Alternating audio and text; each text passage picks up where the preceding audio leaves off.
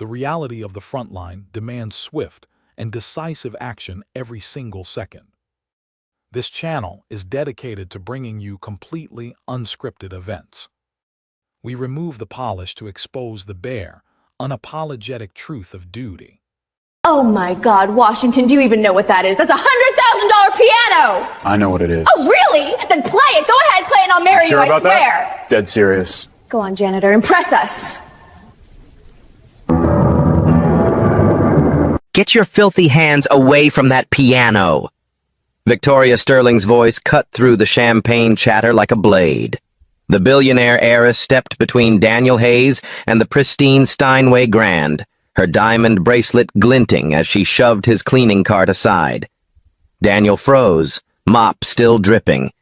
200 of Manhattan's elite turned to stare. Victoria's ice-blue eyes scanned him from his worn work boots to his faded coveralls. You think someone like you belongs near something this valuable? Her manicured finger jabbed toward the piano. This instrument costs more than your entire bloodline will ever be worth. Nervous laughter rippled through the crowd. Daniel's jaw tightened. Then Victoria delivered the killing blow. Tell you what, play this piano, and I'll marry you on the spot. The room erupted in cruel amusement. Have you ever been so humiliated that your dignity became their entertainment? The 4:30 a.m. subway car rattled through darkness toward Manhattan, carrying Daniel Hayes and the weight of 3 jobs, 2 dreams, and 1 impossible choice that would define everything.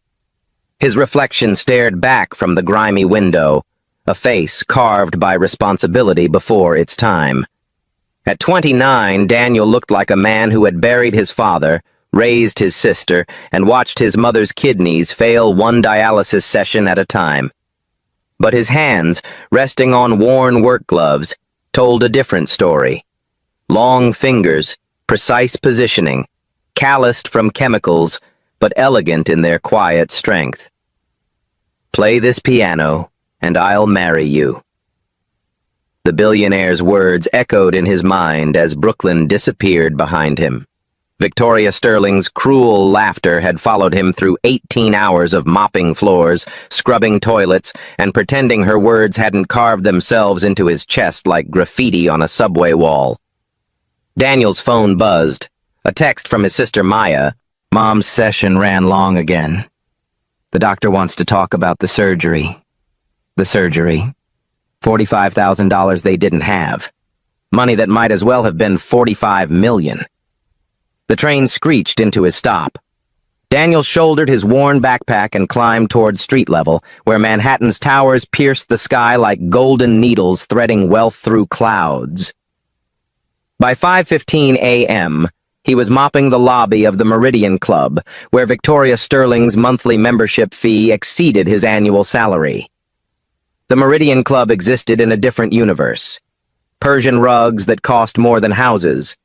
Oil paintings older than the Constitution. Members who spoke in stock tickers and measured time in quarterly reports. Daniel moved through this world like a ghost present but invisible, necessary but unacknowledged. He'd been invisible for 7 years.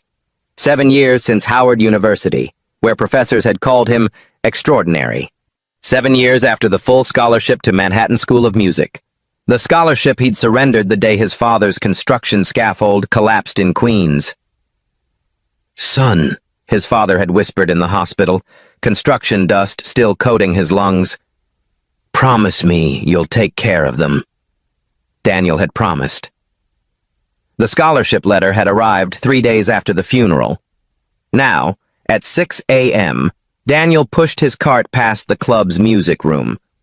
Through beveled glass doors, the Steinway grand piano sat like a sleeping giant. Chopin's Ballade number. One lay open on the music stand, the same piece Victoria had mocked him about. The same piece he'd performed for his senior recital, earning a standing ovation from professors who'd never seen anything like it.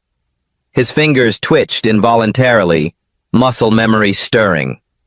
4 years of theory, 4 years of technique, 4 years of professors saying, Daniel, you don't just play music, you speak it. But speaking music didn't pay for dialysis. It didn't cover rent in a studio apartment where his mother slept on a fold-out couch and Maya studied by lamplight because the overhead bulb had burned out last month. Daniel's current world measured exactly 420 square feet in Bed-Stuy, a space where his mother's medical equipment dominated the living room, where Maya's homework covered the kitchen table they'd inherited from their grandmother, where Daniel slept on an air mattress that deflated slightly each night, requiring morning adjustments before work. The apartment smelled like disinfectant and dreams deferred. Maya's college acceptance letters sat unopened on the counter. Columbia, NYU, Barnard. Because discussing tuition felt like discussing Mars colonization. Theoretically possible, practically impossible. On the kitchen wall hung their only family photo. Daniel at his Howard graduation, arms around his parents, Maya beaming in her high school cap and gown. Before the scaffolding, before the diagnosis, before everything became about survival instead of living. But Daniel had found his refuge. Every Tuesday and Thursday night, after the Lincoln Center cleaning crew finished their official rounds, security guard Marcus Williams himself, a former jazz musician, would unlock practice room C for exactly 2 hours. "Brother," Marcus had said 6 months ago, catching Daniel humming while mopping, these hands weren't made for mops. Those midnight sessions kept Daniel sane. Alone with a beaten upright piano, he played everything Bach to Basie, Mozart to Monk. His fingers remembered what his life had forgotten, that excellence existed beyond circumstance, that beauty transcended bank accounts. Last Thursday, he played Chopin's ballad number 1, the same piece Victoria had used as ammunition. Daniel had performed it flawlessly, each note precise, each phrase breathing with emotion that 7 years of silence had only intensified. When he finished, Marcus had stood in the doorway, tears streaming. "Danny, that wasn't playing, that was praying." But prayers didn't pay bills. Prayers didn't fund surgeries. Prayers didn't silence the voice in Daniel's head that whispered he was wasting his life, one mop stroke at a time. His phone buzzed again. Maya. Got into Columbia. Full academic ride, but they want an answer by Friday about the music supplement. Said if you could just record something. Daniel stopped mopping. Maya had applied to Columbia's dual program pre-med and music composition. She'd inherited their father's mind for science and their family's gift for music. But the music supplement required a recording of an original composition performed by a skilled pianist. Daniel was that pianist, had always been that pianist. But recording meant exposure. Recording meant risk. Recording meant stepping out of the shadows where survival was predictable, even if it was suffocating. He thought about Victoria Sterling's words. "Play this piano, and I'll marry you." The challenge hadn't been about marriage. It had been about power, about putting him in his place, about reminding him that some spaces like that Steinway, like success, like dignity, weren't meant for people like him. Daniel resumed mopping, but his movements had changed.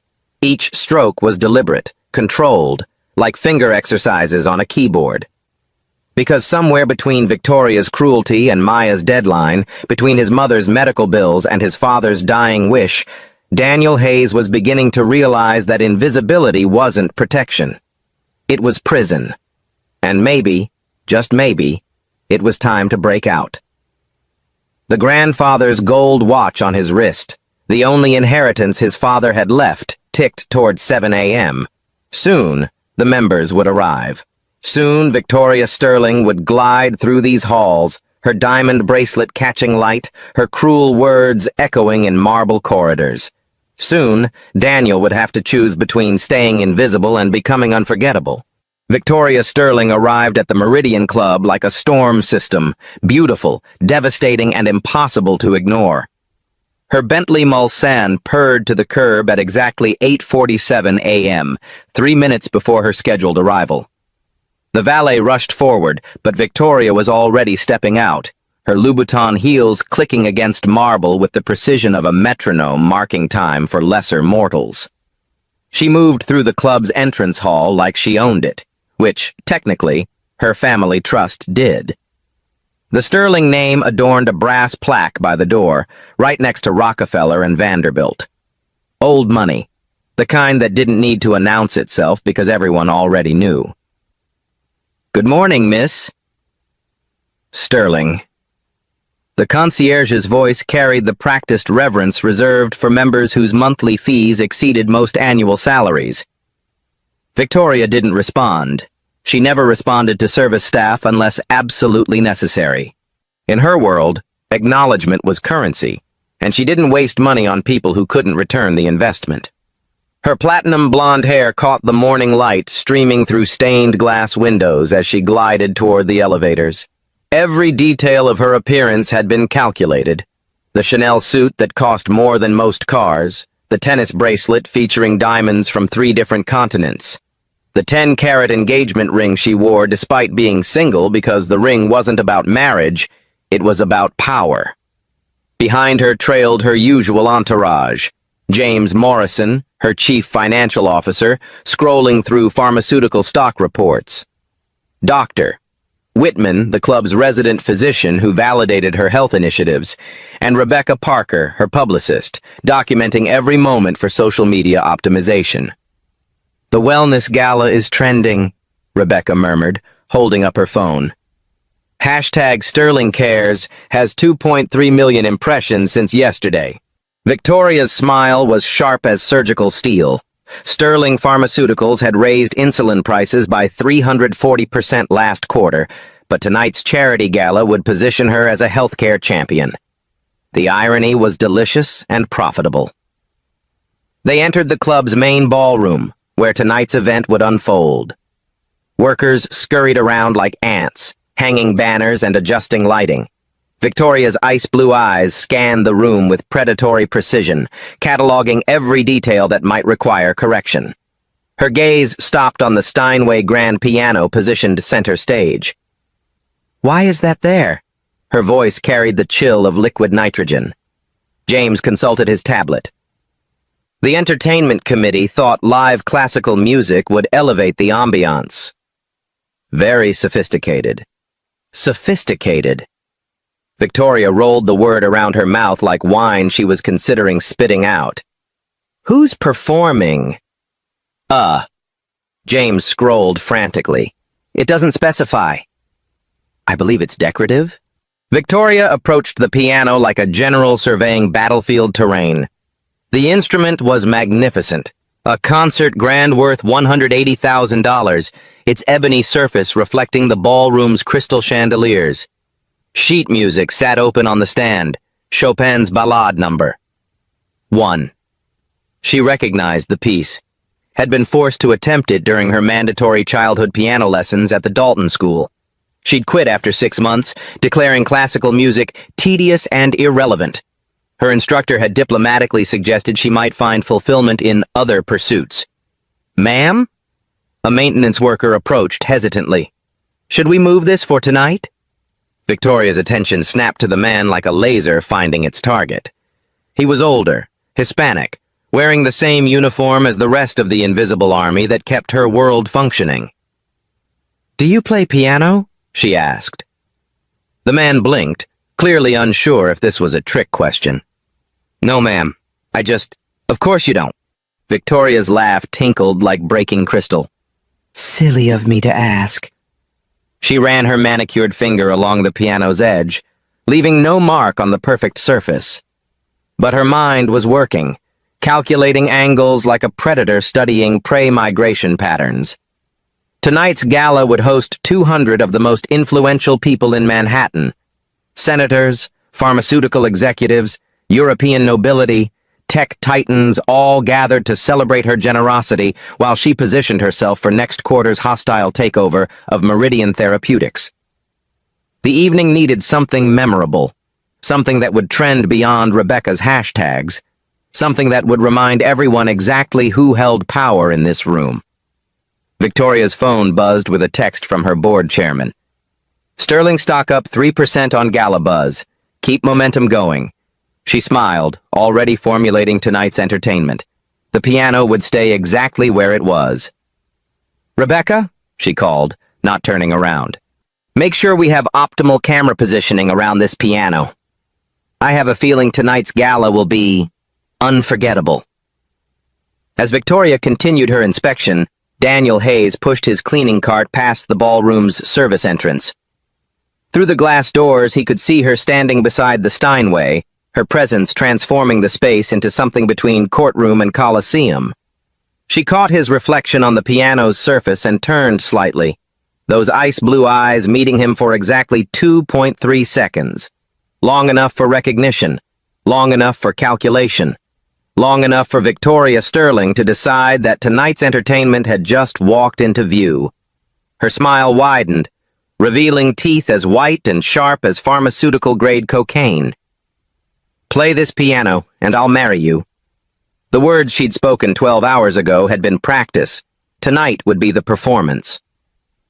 The Meridian Club's ballroom had transformed into a stage worthy of royalty. Crystal chandeliers cast golden light across marble floors polished to mirror perfection. 200 of Manhattan's most powerful figures mingled beneath oil paintings worth more than small countries' GDP. Victoria Sterling held court at the ballroom's center, a vision in midnight blue Valentino that cost more than most annual salaries. Around her, pharmaceutical executives and senators competed for her attention like planets orbiting a particularly dangerous star. The insulin accessibility program has been transformative, Doctor, Whitman was saying, champagne flute raised in toast. Miss Sterling's leadership proves that profit and compassion can coexist. Victoria's smile could have cut diamonds. Sterling Pharmaceuticals had tripled insulin prices while launching a compassionate care program that helped exactly 0.3% of affected patients. But tonight wasn't about mathematics. It was about optics. Ladies and gentlemen, she announced, her voice carrying across the ballroom with practiced authority. Before we begin tonight's formal program, I'd like to address something that's been troubling me. Conversations paused. Phones emerged from designer purses. Victoria Sterling troubling herself over anything was newsworthy. Earlier today, I discovered something quite disturbing about our club's standards. Victoria's ice-blue eyes scanned the crowd, building suspense like a conductor preparing an orchestra. It seems our service staff believe they understand fine culture. Nervous laughter rippled through the crowd. Senator Morrison whispered to his wife, "Here we go." Near the service entrance, Daniel Hayes had been quietly refilling water glasses when Victoria's words froze him mid-step. He'd hoped to complete his evening duties invisibly, but Victoria Sterling had other plans. "Daniel," she called, her voice sharp as a scalpel. "Would you join us, please?" 200 pairs of eyes turned toward him. Daniel felt the weight of their collective gaze like physical pressure, but he moved forward steadily, carrying himself with dignity despite his simple black uniform. "This morning," Victoria continued, her voice gaining theatrical momentum, "I discovered our custodial staff examining our priceless Steinway grand piano. Not cleaning it, mind you, studying it, as if someone of his background could possibly comprehend such artistry."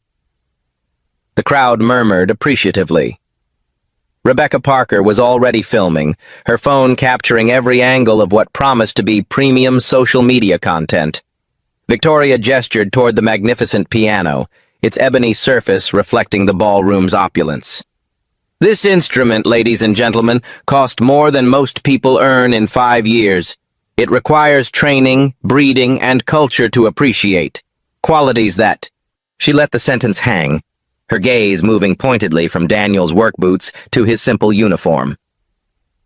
"But I'm feeling generous tonight," Victoria announced, her voice dropping to a conspiratorial whisper that somehow carried to every corner of the ballroom. "After all, this is a charity event. So I'll make our friend here a proposition." Daniel's hands remained steady at his sides, but his jaw tightened almost imperceptibly. "If this gentleman can play even the opening measures of that Chopin piece..."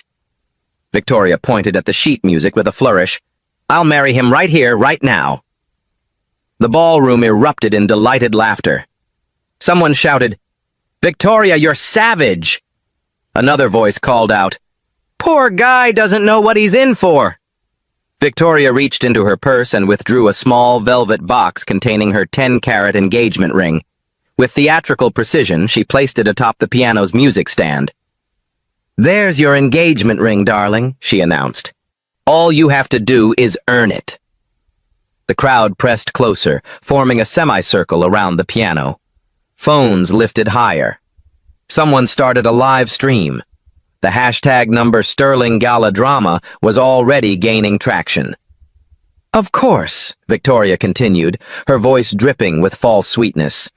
"When you inevitably fail, I trust you'll understand that some spaces simply aren't meant for people like you." Dr. Whitman chuckled nervously. "Victoria, perhaps." "Oh, but this is educational," Victoria interrupted. "We're about to demonstrate the difference between ambition and ability, between dreaming and doing." She turned to Daniel with a smile that could have frozen champagne. "Unless, of course, you'd prefer to simply return to your proper duties." The challenge hung in the air like smoke from an expensive cigar. Daniel could feel the crowd's anticipation, their hunger for entertainment at his expense. Phones recorded his every micro-expression. Social media algorithms were already calculating viral potential. In that moment, standing before Manhattan's elite while they waited for his humiliation, Daniel heard an echo of his grandfather's voice. "Dignity isn't something they can take from you, son. It's something you either carry or you don't." Victoria's ice-blue eyes gleamed with predatory satisfaction. She'd created the perfect trap: accept the challenge and face public failure, or decline and confirm every stereotype she'd just articulated. "Well?" she prompted, adjusting her diamond bracelet with deliberate precision. "Do we have a groom, or do we have a janitor who knows his place?" The ballroom held its collective breath, waiting for Daniel Hayes to choose between invisibility and destruction. The piano waited too, its keys reflecting ballroom light like a smile full of perfect teeth. Time moved like honey in winter. Daniel stood in the center of 200 predatory gazes, each phone camera a tiny eye recording his humiliation for eternal replay. The ballroom's marble floor seemed to tilt beneath his feet, threatening to send him sliding toward either dignity or destruction. Victoria Sterling's engagement ring caught the chandelier light. 10 carats of mockery perched atop sheet music that might as well have been written in hieroglyphics. At least, that's what everyone expected him to think. "Tick-tock," Victoria sang softly, checking her diamond Cartier watch. "Don't keep your bride waiting, sweetheart." Senator Morrison's wife whispered loudly enough for Daniel to hear. "Poor man probably can't even read music." Another voice. "This is painful to watch." Daniel's mind raced through calculations. Viral humiliation, job termination, his family's medical bills, Maya's Columbia deadline, his mother's surgery, the scholarship that could change everything or destroy what little they had left. But then, cutting through the noise of fear and consequence, came his grandfather's voice from a memory 20 years old. "Danny, they can take your job, your money, even your dreams. But they can't take what God put in your fingers and your heart." His grandfather, who'd played piano in Harlem jazz clubs before Jim Crow made music a luxury he couldn't afford. Who'd worked construction by day and taught Daniel scales by lamplight. Who'd died believing his grandson would one day make music that mattered. Daniel's hand moved instinctively to his wrist, where his grandfather's gold watch rested beneath his uniform cuff. The metal felt warm against his skin, a reminder of promises made and potential waiting. He thought about Maya, brilliant and determined, needing just one recording to complete her Columbia application. He thought about his mother, dignified even as dialysis stole her strength piece by piece. He thought about his father's dying words. take care of them. Taking care meant more than paying bills. It meant showing them that surrender wasn't hereditary. That being underestimated wasn't the same as being defeated. Daniel raised his head, meeting Victoria's ice-blue gaze directly. For the first time since childhood, he allowed his full height to assert itself, shoulders squaring, spine straightening into the posture his music professors had called regal. He removed his work gloves slowly, deliberately, revealing hands that bore both the calluses of survival and the elegant length of artistry. His grandfather's watch caught the light, gold gleaming against dark skin like defiance made manifest. "I accept your proposal, Ms. Sterling," Daniel said, his voice carrying new authority that seemed to shift the ballroom's acoustic balance. "But when I'm done, I expect you to honor it." The crowd stirred, sensing something unexpected in his tone. Victoria's eyebrows rose slightly. This wasn't the cowering response she'd orchestrated. Daniel began walking toward the piano, each step measured like the opening notes of a symphony about to change everything. Daniel approached the Steinway grand piano like a man walking toward his own resurrection. The ballroom fell silent, not the polite quiet of anticipation, but the absolute stillness that precedes either triumph or catastrophe. 200 of Manhattan's most powerful figures held their collective breath, phones poised to capture what they assumed would be spectacular failure. Victoria Sterling stood beside the piano like a prosecutor presenting evidence, her diamond bracelet catching light as she gestured toward the sheet music. "Chopin's Ballade No. 1, she announced to the crowd. "One of the most technically demanding pieces in classical repertoire. Even trained pianists struggle with its complexity." Her ice-blue eyes met Daniel's with predatory satisfaction. "But please, do try your best." The crowd pressed closer, forming an amphitheater of expectation around the Steinway. Rebecca Parker adjusted her phone angle to capture both Daniel's inevitable failure and Victoria's triumphant reaction. Someone in the back whispered, "This is going to be painful to watch." Another voice responded, "I can't look away." Daniel reached the piano bench, his work boots silent against the Persian rug.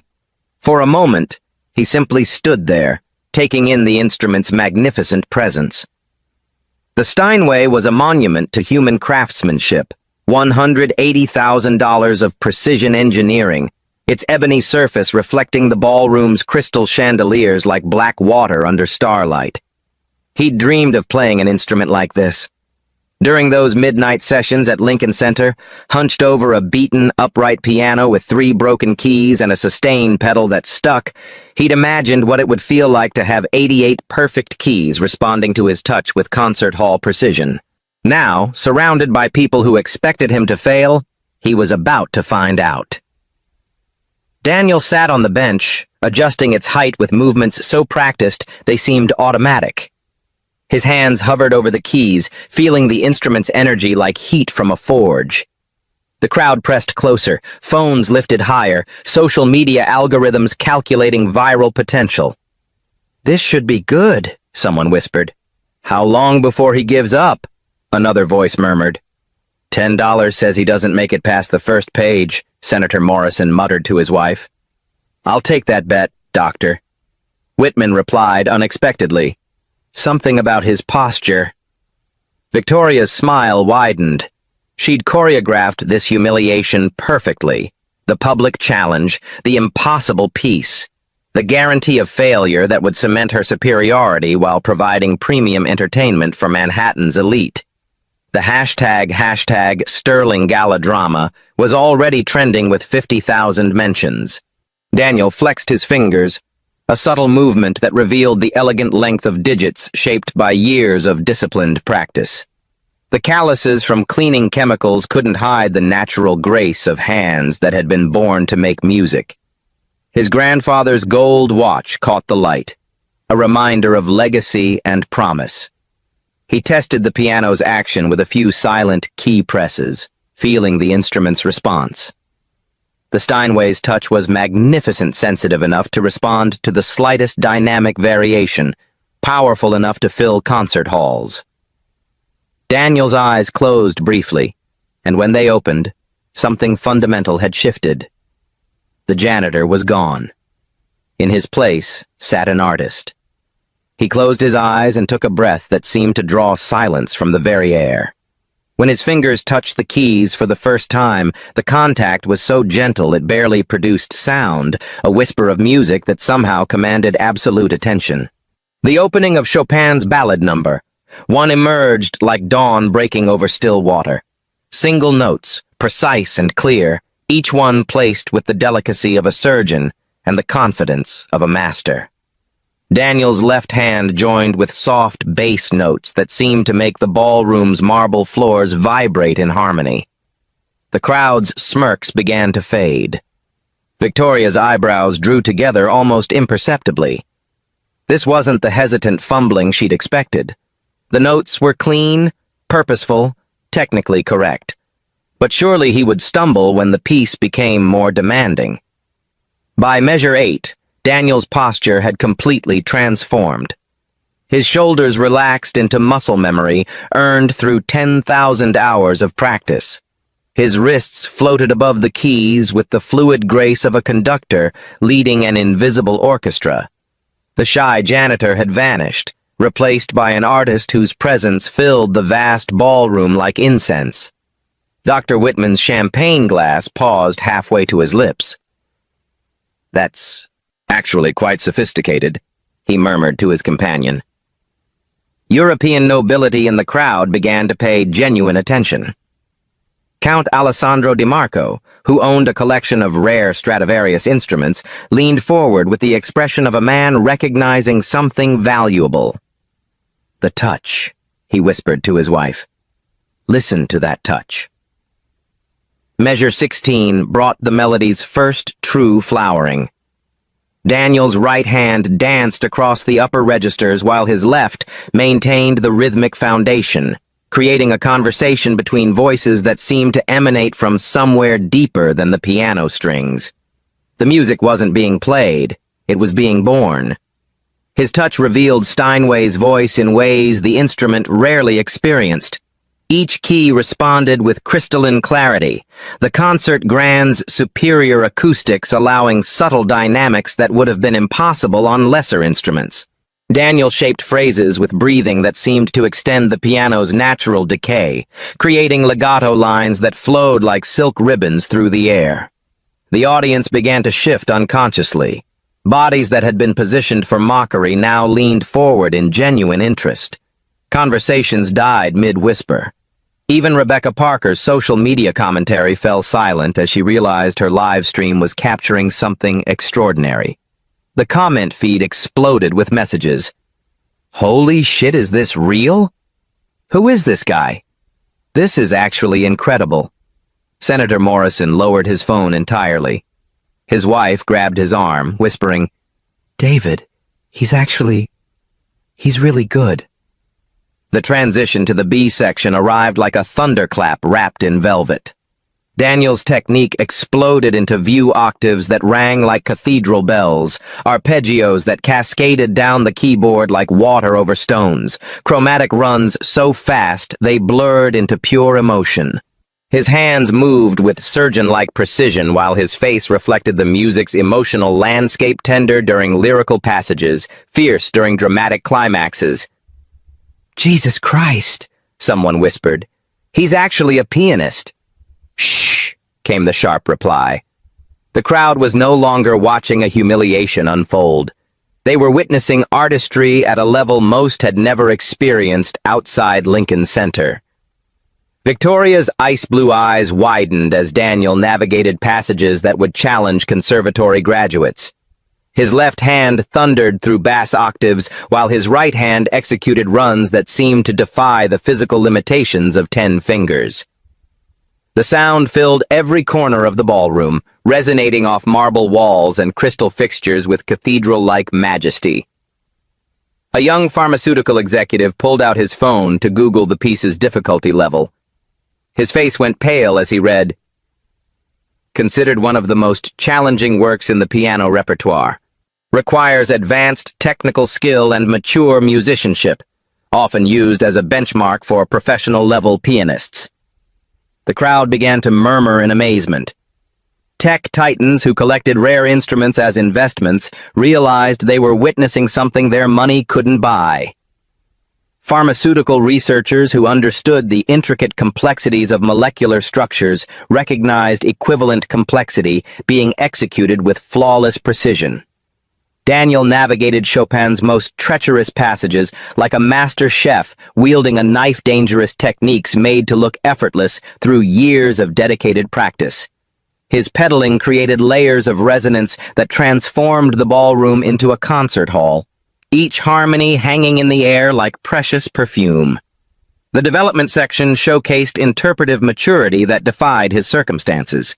Daniel took risks with tempo and dynamics that only artists comfortable with their mastery attempt slowing impossible passages to extract maximum emotional impact, then accelerating through technical fireworks that would challenge conservatory professors. Count DiMarco turned to his wife with tears in his eyes. "Maria, this is what we heard at La Scala in 1987. This is that level of artistry." Victoria's hands trembled slightly as she gripped her diamond bracelet. This wasn't possible. Janitors didn't play Chopin like this. Working-class men didn't possess this level of cultural sophistication. Everything she believed about breeding, education, and social hierarchy was crumbling with each perfectly executed phrase. The music built toward its climactic return, Daniel's entire body now moving with Chopin's rhythms. His feet worked the pedals like a master organist, his shoulders swayed with melodic lines, even his breathing synchronized with the music's phrases. He wasn't just playing the piano, he had become the conduit through which Chopin's genius flowed into the modern world. Rebecca Parker's phone trembled in her hands. Her live stream had gained 100,000 viewers in real time. Comments flooded faster than she could read. "This is the most beautiful thing I've ever heard. Who is this man? I'm literally crying. This needs to go viral right now." The ballroom's acoustics carried every nuance of Daniel's performance to its farthest corners. Pharmaceutical executives who had never attended a classical concert found themselves moved to tears by music they couldn't name but somehow understood. Tech moguls who measured success in algorithms discovered that some things couldn't be quantified, only experienced.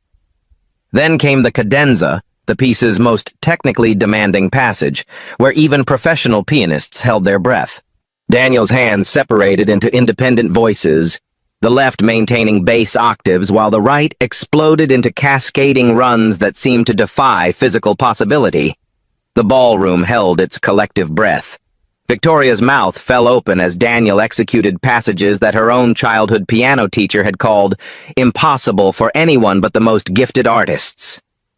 His fingers moved so quickly they blurred, yet every note rang clear and true. The Steinway sang under his touch like an instrument possessed, its voice soaring above the stunned silence of Manhattan's elite. Count DiMarco stood up involuntarily, his years of musical education recognizing mastery when he witnessed it. Other audience members followed suit, unable to remain seated in the presence of such artistry. Daniel paused for exactly one heartbeat before the final section, a moment of perfect silence that stretched like eternity. In that pause, 200 people realized they were witnessing something extraordinary. Phones that had been recording for mockery now captured reverence. Then Daniel's hands descended like controlled lightning. The final measures erupted with power that seemed to shake the crystal chandeliers. Bass notes thundered through the ballroom's foundation, while melody lines soared toward the vaulted ceiling. Daniel's technique was flawless, but more than that, it was transcendent. He wasn't just executing Chopin's vision. He was channeling 7 years of suppressed dreams, a lifetime of being invisible, generations of ancestors whose talents had been buried beneath survival. The final chord rang out like a declaration of war against every assumption the crowd had carried into this room. Daniel held the sustain pedal down, letting the harmonies decay naturally while the ballroom absorbed what had just occurred. Silence. Complete, absolute silence that stretched for 4.3 seconds, long enough for reality to reassemble itself around a new truth. The eruption. The standing ovation began with Count Alessandro Di Marco, the Italian nobleman whose family had patronized artists for 5 centuries, rose from his seat like a man witnessing the Second Coming. His weathered hands, which had applauded Pavarotti at La Scala and Horowitz at Carnegie Hall, came together in thunderous appreciation. "Bravo!" he shouted, his voice cracking with emotion. "Magnifico!" Absolutely magnificent. The applause spread like wildfire. Dr. Whitman leaped to his feet, champagne forgotten. Senator Morrison's wife dabbed her eyes with a Hermes scarf worth more than most monthly salaries. Tech executives who measured everything in data points found themselves moved by something that couldn't be quantified.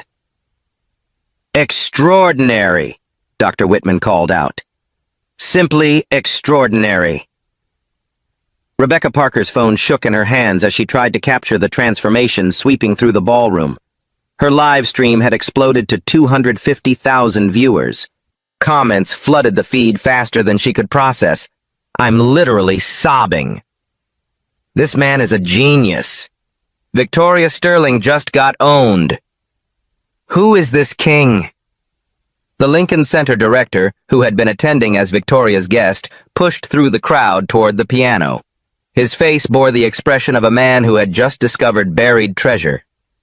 "Sir," he said, his voice carrying across the ballroom as conversations paused to listen. "I don't know who you are, but you belong on the world's greatest stages, not cleaning them." The crowd murmured in agreement. Business cards began emerging from tuxedo pockets as classical music patrons and talent scouts recognized what they had witnessed. Someone shouted, "Give this man a recording contract." Another voice called, "Carnegie Hall! He needs to be at Carnegie Hall." Through it all, Victoria Sterling stood frozen beside the piano like a statue carved from ice and humiliation. Her face cycled through a spectrum of emotions, disbelief melting into embarrassment, embarrassment hardening into calculation. The woman who had orchestrated this evening's entertainment had become its most spectacular casualty. Her ice-blue eyes darted around the ballroom, searching for escape routes from her own viral disaster. Her entourage had evaporated. James Morrison was busy recording the applause on his phone, already calculating damage control strategies. Dr. Whitman had joined the standing ovation. Even Rebecca Parker, her own publicist, was focused entirely on capturing the crowd's reaction rather than protecting her employer's image. Victoria's diamond bracelet caught the light as her hands trembled slightly. The 10-carat engagement ring still sat atop the piano's music stand, a monument to her miscalculation. What had been intended as props for Daniel's humiliation had become evidence of her own spectacular misjudgment. Daniel remained seated at the piano bench, his chest rising and falling with the exertion of channeling Chopin's masterpiece. Sweat beaded on his forehead, but his expression carried the quiet satisfaction of a man who had just proven that excellence recognizes no boundaries. He stood slowly, his work uniform somehow transformed into the costume of triumph. The applause intensified as he rose, 200 pairs of hands celebrating not just his performance, but his very existence. For 7 years, Daniel Hayes had been invisible in this world. Now he commanded its complete attention. He turned to face Victoria directly, his brown eyes meeting her ice-blue gaze with steady confidence. The janitor who had trembled under her mockery had been replaced by an artist who knew his worth. "Miss Sterling," Daniel said, his voice carrying clearly across the ballroom despite the continuing applause. "I believe you have a wedding to plan." He gestured toward the engagement ring perched on the music stand, his movement precise and elegant. "Should I clear my calendar?" The ballroom erupted in delighted laughter and renewed applause. Someone whistled appreciatively. Another voice shouted, "She walked right into that one!" Victoria's face flushed crimson beneath her perfectly applied makeup. Her mouth opened and closed without sound. a billionaire rendered speechless by a janitor's dignity.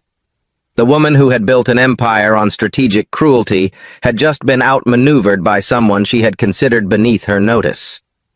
Daniel reached for his work gloves, which he had placed beside the piano bench. With deliberate precision, he set them down next to Victoria's engagement ring, the contrast stark and meaningful calloused protection beside pampered luxury. "The pleasure," he said softly, "was all mine." The power dynamic that had defined the evening's opening had been completely reversed. Victoria Sterling, who had commanded every room she entered for 35 years, now stood peripheral to her own event. The spotlight that had been hers by birthright now illuminated a man she had tried to destroy. The applause continued, growing stronger rather than fading, as Manhattan's elite celebrated the triumph of talent over prejudice, dignity over cruelty, substance over surface. Victoria's carefully orchestrated humiliation had become Daniel's coronation, and every phone in the room had recorded it for posterity. The applause showed no signs of stopping. If anything, it intensified as the full magnitude of what had occurred settled into the collective consciousness of Manhattan's elite. Daniel Hayes had not merely played piano, he had shattered assumptions, rewritten narratives, and transformed a ballroom into a cathedral of human dignity. Count DeMarco pushed through the crowd, his eyes bright with the fervor of a man who had just witnessed artistic history. "Maestro," he said, grasping Daniel's hand with both of his own. "In 60 years of attending concerts, I have rarely heard Chopin played with such soul. You must tell me, where did you study?" Before Daniel could answer, the Lincoln Center director was at his side, business card extended. "Thomas Berkowitz, artistic director. We need to talk immediately. I'm thinking about residency, recording opportunities, and a debut recital. This level of artistry cannot remain hidden." Business cards materialized from everywhere. Classical music patrons, talent scouts, recording executives, all recognizing the same truth that had just slapped them across their collective faces. Excellence had been cleaning their floors while they drank champagne and discussed stock portfolios. "Deutsche Grammophon," announced a sharp-suited woman pushing through the crowd. "Astrid Mueller, A&R director. We need to discuss recording contracts. Tonight." Rebecca Parker's phone had become the epicenter of a digital earthquake. Her live stream now boasted 500,000 concurrent viewers and climbing. The hashtag #JanitorGenius was trending worldwide, displacing Sterling Gala drama entirely. Comments flooded faster than the platform could process. "This man deserves everything. Victoria Sterling just created a legend. I can't stop crying." Talent has no address. But the most meaningful recognition came from an unexpected source. Marcus Williams, the Lincoln Center security guard who had unlocked Practice Room C for Daniel's midnight sessions, appeared at the ballroom's service entrance. He'd been working a double shift when Rebecca's live stream appeared on his phone. Now he stood in the doorway, tears streaming down his weathered face. "Danny," he called out, his voice thick with emotion. "I told you those hands weren't made for mops." The crowd turned toward the service entrance, watching as Marcus approached his friend. The two men embraced janitor and security guard, teacher and student, brothers in a world that had tried to render them invisible. "Marcus got me those practice sessions," Daniel announced to the crowd, his arm around the older man's shoulders. "Without him, tonight never happens." The applause redirected toward Marcus, who had become an accidental hero in the evening's narrative. Phones captured the moment, transforming a simple embrace into a symbol of mentorship and possibility. Victoria Sterling watched from beside the piano, her world imploding in real time. Her pharmaceutical empire's stock price was already dropping as traders absorbed the viral disaster. Board members were frantically texting damage control strategies. Her phone buzzed incessantly with calls from crisis management firms, but the consequences were only beginning. "Miss Sterling," came a sharp voice from the crowd. Harrison Cross, CEO of Meridian Therapeutics, Victoria's primary business rival, emerged with the smile of a shark scenting blood. Fascinating evening. I'm establishing a $50 million scholarship fund for overlooked talent in your honor. We'll call it the Sterling Second Chances Foundation. The crowd applauded this announcement with particular enthusiasm. Victoria's face went ashen as she realized her moment of cruelty was being transformed into her competitor's philanthropy. $100 million, announced tech mogul Jennifer Park, not to be outdone. Full-ride scholarships for working-class artists. Because clearly we've been looking for talent in all the wrong places. The bidding war of charitable one-upmanship continued as Manhattan's elite competed to distance themselves from Victoria's humiliation while associating with Daniel's triumph. Within minutes, over $300 million in scholarships and arts funding had been pledged, all inspired by watching a janitor play piano. Daniel's phone, which had been buzzing intermittently, suddenly exploded with notifications. Someone had identified him on social media. His Facebook page gained 50,000 followers in 10 minutes. A GoFundMe for his mother's surgery created by a viewer watching the live stream had already reached $100,000 in donations. "Danny!" Maya's voice cut through the ballroom noise as she burst through the main entrance, still in her Columbia University sweatshirt. She'd sprinted from the subway after seeing her brother trending on Twitter. "What the hell is happening? You're literally everywhere!" The crowd parted as Maya rushed to her brother, her eyes wide with disbelief. "Mom's watching on Facebook Live from the hospital," she whispered. "She's crying." Happy crying. They've already called about the surgery. Someone paid for it. Some anonymous donor wired the full amount. Daniel's composure finally cracked.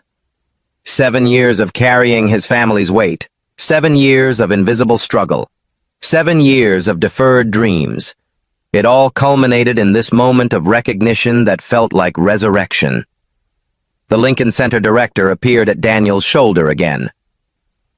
"Mr. Hayes, I'd like to offer you the principal pianist position, effective immediately. Full benefits, housing allowance, and creative freedom. Will you accept?"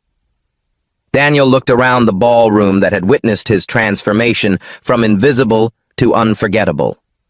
Victoria Sterling stood alone beside her piano, a billionaire rendered irrelevant by her own cruelty.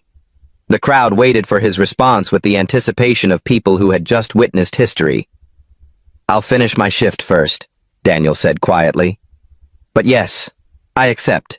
The applause that followed seemed to shake the foundation of everything Manhattan thought it knew about worth, talent, and the dangerous assumptions that privilege makes about possibility. 3 months later, Daniel Hayes walked onto the Carnegie Hall stage wearing a perfectly tailored tuxedo, his grandfather's gold watch catching the spotlight as he approached the Steinway grand piano that waited like an old friend. The sold-out audience included tech titans, pharmaceutical executives, and European nobility, the same people who had witnessed his transformation at the Meridian Club. But now, they weren't watching a janitor play piano. They were witnessing the debut of America's newest classical sensation. In the front row sat his mother, radiant and healthy after her successful surgery, and Maya, now thriving in her first semester at Columbia with a full scholarship that had materialized from Daniel's viral moment. Marcus Williams occupied a place of honor, his security guard uniform replaced by a suit purchased specifically for this occasion. Victoria Sterling was notably absent. Her pharmaceutical empire had crumbled under the weight of public scrutiny that followed #JanitorGenius. The board had replaced her with a CEO who actually understood the difference between profit and humanity. She'd retreated to her Hampton estate, where her Steinway grand piano sat covered and untouched, a monument to the danger of underestimating others. As Daniel's fingers touched the keys for his opening piece, Chopin's Ballade Number 1, naturally, he thought about the journey from invisibility to this moment. Every midnight practice session had led here. Every moment of being overlooked had prepared him for being truly seen. The music that emerged wasn't just technically perfect. It was prayer made audible, dignity transformed into sound, proof that excellence doesn't require permission to exist. When the final notes faded into reverent silence, Daniel stood to accept an ovation that seemed to last forever. But his mind wasn't on the applause. It was on the lesson his grandfather had whispered decades ago. They can take your job, your money, even your dreams. But they can't take what God puts in your soul. Tonight, 2,800 people understood that truth viscerally. Talent doesn't wear uniforms. Genius doesn't announce itself with designer labels. Every person carrying a mop bucket might be carrying Mozart in their heart. Every security guard could be harboring Beethoven. Every cashier might compose symphonies in silence. We live in a world that judges worth by job titles, potential by postal codes, value by bank statements. But excellence is democratically distributed while opportunity remains criminally hoarded. How many Daniels walks past you every day? How many times have you been Daniel underestimated, overlooked, undervalued because of what you do rather than who you are? And more importantly, when was the last time you were Victoria making assumptions based on appearances, judging books by their covers, missing brilliance because it didn't come wrapped in privilege? Excellence is everywhere. The question isn't whether it exists, it's whether we're paying attention. Subscribe for more stories that prove extraordinary. People come in ordinary packages, because everyone deserves their Carnegie Hall moment. Even you. Focusing the lens on the unseen and crossing the lines of traditional history, we reveal what truly happened. Experience an in-depth look at the precise moments that shifted our reality completely.